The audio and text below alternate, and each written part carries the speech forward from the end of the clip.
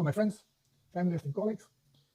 I was asked to address subchorionic hematoma. Now, what is subchorionic hematoma? Some women, lately more and more women, experience bleeding, vaginal bleeding, first few weeks, even few months into pregnancy. So before we address this, the scientific version, we'll go to check the science about it. So let's see what scientists are saying. Okay, so the scientists are saying that subchorionic hematoma occurs when chorion membrane detaches from the wall of the uterus. Okay, so here we have it. This is uterus. Now the membrane should be attached like it is attached here. It should be attached everywhere. It should not be peeling off or breaking off. Okay, so you can see what is happening, what the defect is happening. You can have a pocket of blood forming, which is the hematoma, but also this can then go and leave vagina. So leave through vagina. So you may have bleeding. Some women do have bleeding. Some women don't have bleeding, and not every woman has this problem. But more and more women these days have this problem. So what do they say here? Possible causes. Okay, most common symptom and cause. Okay, hematoma, vaginal bleeding. Okay, pelvic cramping, discomfort. Many people experience bleeding, hematoma discovered during, especially during pregnancy. Okay, the cramping and bleeding. Now, what are the causes? Well, we know that separation happens, but this is the effect. But what causes these things? Okay, we don't have an answer here. So, who is at high risk? Which women are in high risk for this to happen? If they have uterine irregularities, a history of uterine infections, uterine trauma, history of miscarriage, pregnancy, high blood pressure, okay, complications, well, miscarriage, this treatment, how to treat, okay, many subchorionic hematoma will heal on their own over time, okay, a woman has to be careful, lay down in bed, not move too much, this is what women are always instructed to do. In the meantime, women in nature, in the tribes, they can do their work, they can even run and no problem. Okay, so some possible treatments, well, reduction in activity, of course, complete bed rest, don't move for 9 months, very good, avoiding sex. Okay, so this is really nothing that is going to lead to a healing or avoiding this problem.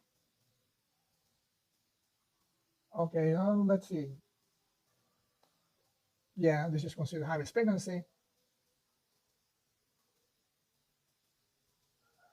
Okay, so really, as you can see, there is absolutely no mention what can cause. Why do some people have it? Some women. Why do some women have this problem, and some women not? Absolutely nothing.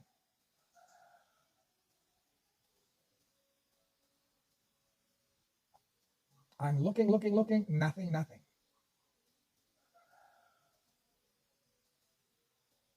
How common it is? 10% women do have it. Okay, so since science does not give us any explanation, let's discuss the science of this thing. Okay, so as we could see, the science is silent about causes of subchorionic hematoma. Why? Because they have no clue why it occurs in some women and in more and more women. It used to be almost unheard of, then it started happening, and now more and more, 10 up to 15% of women are experiencing this problem. So we know that women at risk or at risk of this are usually women that have experienced problems with their uterus, being it chronic problem, usually it is, having discharge, having pain, experiencing pain, usually painful menstruations, or having injury.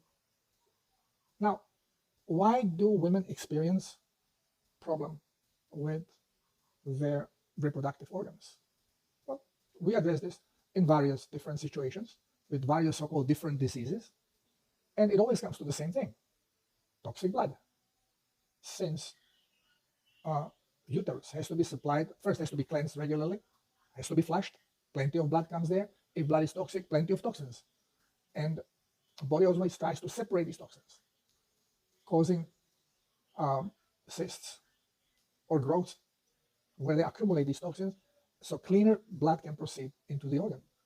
Now, when we have already pregnant woman, the blood flow into placenta is going to be increasing.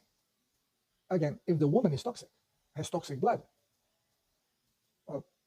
placenta serves like meninges around the brain. It serves like a filter where toxicity is trying to be separated and as clean blood as possible flows through to feed the fetus. But again, this is not 100%. Same like with meninges. There are many toxins, and we call them neurotoxins, that go through.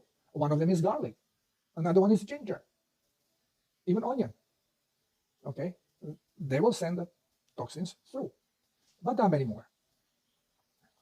Not only plant-based, but also a lot of medication. So the more woman is medicated. Now, if she already had the problems with painful menstruation, with staining, or with exudate coming out, what we call it fungal infections, then of course this is all consequence of toxic blood, and then treatments which are suppressors, toxic stuff, which makes things worse. And now when already toxic mother is feeding the fetus, well, the fetus is becoming poisoned. But before, not to get as poisoned as the mother, placenta is separating things, and the toxic buildup continues. So more toxic is the blood, the more problems you are going to have in all the tissues of placenta, in uterus. And the chondrionic membrane may start peeling off, separating, because the cells are becoming more and more toxic. They become more and more dehydrated because they're trying to protect from toxicity. So they tighten up membranes. They don't absorb it, but also they cannot cleanse, which dries the tissue up. Now, what happens as the tissue dries up? It loses elasticity. It loses tension, actually. So it may overextend, but has no tension to hold things together, and easily breaks. So as the toxicity is getting worse, liquid is coming, separating. Toxic liquid is trying to be kept away. You have a buildup, and it could cause a cyst or delamination, because same like brittle muscles, dehydrated muscles, easily cause hernias. This is just another thing happening in a different organ by the same cause. And the severity of toxicity. And then movement. If you already have a brittle tissue, now more you move, the more pull is going to be. And is probably it is kind of more logical that the more you move, the more possibility is there for tear to appear. And when you have tear, you break also blood vessels. You have a bleedings, causing hematoma. And then since there is a connection with opening, vaginal opening, then you have the bleeding, the blood going out. The blood going out, it's not a problem. The problem is the tear, the problem is the separation. And of course, then a woman has to keep still because her tissue is brittle. Woman that is less toxic, we cannot say clean, because there is no such a thing as now human being clean because of the deliberate poisoning we are exposed to. But the cleaner the woman, the less dehydration will be there, less toxicity, less dehydration, more tension of the tissue, and the woman will not have these problems, can work normally, can even jog, no problem. The problem occurs only because of toxicity and dehydration on cellular level, caused from the toxicity. We are talking toxic blood. These toxins, very often not strong toxins, but accumulation of it, oversaturation, which happens in organs that process more blood. And when you have a fetus growing, plenty of blood has to be supplied to feed and cleanse the fetus and maintain the whole mechanism running correctly. So how can we avoid, how can we prevent this from happening? I always say, why don't you do the protocol? If you think you want to get pregnant, do the protocol, cleanse. Self-healers protocol. Start eating correctly, hydrate with intent of cleansing. So it's not just hydrating on a normal level to keep your body, your blood relatively hydrate, but you actually want to hydrate with intent of cleansing, which means you have to supply something into the blood that will force the body to eliminate. So you can either poison it or put surplus of something that the body will have to separate. So we are not going to use poisons, we use surplus, minerals, salt. And this is what protocol shows you how to do, tells you how much salt to put there. Okay, so the best thing, even before you are pregnant, start cleansing. Take 10 grams of salt per liter and start flushing with minimum 3 to 4 liters of this plasma a day. And of course, yeah, you're going to go into full-blown detox because you will be bringing a lot of surplus of minerals, a lot of salt that you don't need. But you need it now because you want to trigger detox. And as you detoxify, at the same time you are hydrating because you have to bring, why you have to bring so much water, so much plasma? Why not only 1 liter or 2 liters? Because you want to force the body to eliminate. When body eliminates, it loses plasma. So it may dehydrate. And then there is this mechanism, program, that runs that says, okay, the plasma level should be here. And now it is here. And toxic level should be as low as possible, but now it's here. Well, now when plasma comes in, what is more important, raise the plasma or eliminate toxicity and lose plasma? So the program calculates, evaluates what is best solution. It doesn't think, it is programmed. Tak, tak, tak, tak, tak, tak. Depends what you provide. And this is why you provide surplus, abundance of plasma. So you eliminate, but the plasma level of the blood doesn't really go down because it is using the surplus that you are taking in. Yeah, there are little fluctuations, especially when you sleep, because you are eliminating and you are not absorbing. But in general, you will be eliminating using the surplus. This is why you need to drink. Some people, when they are in full-blown detox, and they are very toxic in the tissue, and when tissue starts cleansing, they have to drink 8 liters of plasma, 9. I have some people who drink even 13 liters. One told me 18 liters. Well, this is very unusual. Up to 8 liters, it is most common for very toxic people. But usually you start with about 3 to 4 liters, and then you will see that every day you have diarrhea in the morning. Because you have to take that 1 liter in one gulp in the morning. I take 1.5 liter, my wife also. This is common for Japanese traditional cleanse, that they drink 1.5 liter of water, not plasma, but water in the morning. Well, you have to do it with plasma, so this way you actually give the surplus of the salt that has to be eliminated and trigger the frequency of elimination.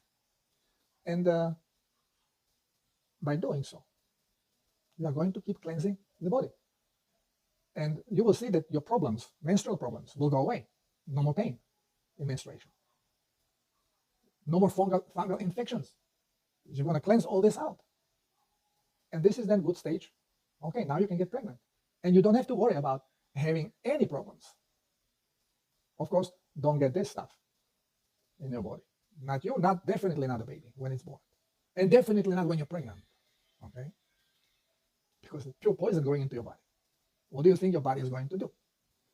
So, again, switching from science into science, everything becomes very transparent, very simple to understand. Okay, it is not as simple if you are indoctrinated specialist, licensee, because as you can see, you don't know nothing. Zilch. You have no understanding what is happening. Why some women do have this subchorionic problem, hematoma, separation. No clue. So how can you treat, how can you help someone when you have no clue? Back to school, but the real one, the correct one, not the Kabbalist run school. Now, if you are already pregnant and have this problem, you still can go into cleanse, but slower. Use less salt. Use 1 teaspoon per liter, like 6 grams, 5 grams or so per liter of water. And start hydrating and cleansing. Yes, your blood is going to be sometimes more toxic, sometimes less toxic. It all depends. It's important to drink plenty of plasma, but not with too much salt. Okay, so you don't go to 10 grams or more. You keep it 5 grams or less. But drink plenty of this plasma, so this way you urinate a lot. And don't get constipated. You cannot be constipated, because every time you push, you are going to cause delamination. having loose stool is the best thing you can do. And correct diet. Stop poisoning yourself. Don't eat nothing with garlic. Forget about all the spices, even turmeric. Nothing of this stuff. You can eat vegetables because you don't want to do the detox too strong. You want the cells to be kind of a little bit closed. So this way there is not too much absorption, and you can have loose stool. So you can have your salads. Cucumbers are good. You can have cucumber salad or tomatoes, tomato salad, tomato cheese.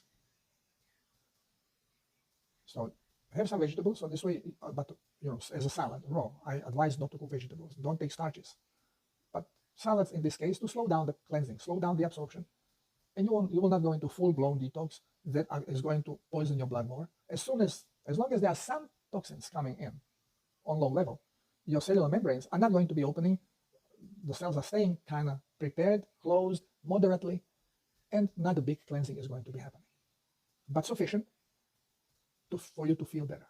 And this problem, if it occurred already, well, you cannot patch it back, but at least it is not going to continue, and bleeding may stop because the membrane can reattach. Not everywhere, but in some places. Definitely you will feel better. But the thing is prevention. Now when you understand that toxic blood creates all the problems in our health on every level. So pregnancy is a tough stuff. And if you want to have a baby, prepare your body for it. Once when problem occurs, it's way more difficult now to deal with it than prevention. Prevention is the simplest thing to do. Change your diet, correct your diet, and hydrate with plasma. And if you're not pregnant yet, do the strong cleansing. Do the 10 grams of salt. Drink a lot of plasma. Go through the symptoms of detox. And once when you start feeling good, well, this is it. Take at least 4 to 6 months before getting pregnant. Do the cleanse. Tremendous difference it will be during the pregnancy. Tremendous. I hope that this answers the question and shines a light on this problem and shines a light on the brainwashing of medical doctors. When we finish medical school, we think we know everything. And actually, not only that we don't know nothing, whatever we know is a contrary to the truth. Yes, we know details. We know how car is put together. But we have no clue how it really functions. Because the stories are being reversed. We know that there is a Krebs cycle or citric acid cycle that in mitochondria creates energy and makes conversions also fat to glucose, glucose to fat, protein to fat. But we are being told, yeah, this is why we need to eat carbohydrates. This is why we need to eat sugar. So, same like with religious books. They'll give you few great things, truth, and then they'll give you stories around it that invert everything to present it to you a completely different way. You get misguided. All doctors have been misguided, unless they snapped out of it and started to do their research separately. They have no clue. They're like programmed robots with the wrong programs. And just stamp. All they know is lax, medicate, lax, medicate, lax, medicate. So, time to wake up. At least the public should wake up. You see that everybody is sick. More doctors we have, more sickness we have. Now we have virus X coming. Why virus X? Because of these things, they don't even know exactly when people start really, when this is all going to be exposed, people are already in trouble, but it's not really exposed. When this all gets exposed, well, then virus X is going to be blamed. And since they don't know yet how they're going to manipulate this lie, with what symptoms, and how to put it together to make it believable, then right now is virus X. Maybe it's going to turn into bovine virus, maybe it's going to turn into some rat virus, maybe it's going to turn into some who knows what. So, we are watching a movie. Unfortunately, some people participate and pay dearly for it. Okay. Love you all. God bless you. Staying healthy is very simple. But can you control your ego? Can you choose to do the right thing? Can you restrain yourself from having coffee, tea, alcohol, cooked vegetables, sugars, carbohydrates? I know many people who refuse protocol because they didn't want to give up coffee or cigarette. Now, can you imagine going as far as giving up bread and pasta and rice then? Well, it all depends how clean you want to get, how much you want to heal, how sick you are already. You can do the protocol partially if you're not very sick, to slow down the poisoning and cleanse a little bit your blood, and you'll feel better. Thank you for listening. Love you all. God bless you. Namaste.